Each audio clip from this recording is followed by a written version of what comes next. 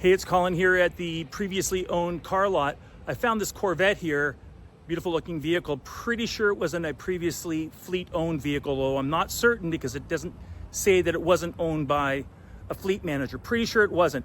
But behind it, there's Hyundais and Toyotas and some great makes of vehicles. Again, you cannot tell the difference.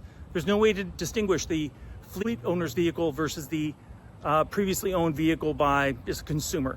And honestly, I think it makes a big difference. I think if we knew that the fleet-owned vehicle was regularly maintained, had a data-driven approach to managing the driver behind the wheel, whether it was for safety or for maintenance purposes, and even knowing that the life cycle of the vehicle has been monitored for the entire day, from day one all the way through the remarket time, I think gives the secondary owner peace of mind that translates into value.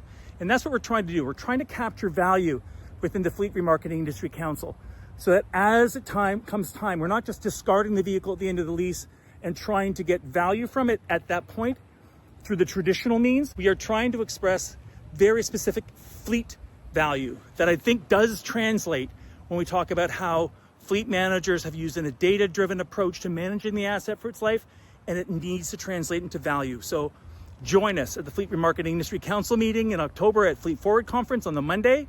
And is our inaugural meeting. We're going to be talking about topics from battery state of health and how specifically a fleet-owned vehicle can start contributing value from day one. What data can you record from day one of your ownership that will translate into value at time of remarketing?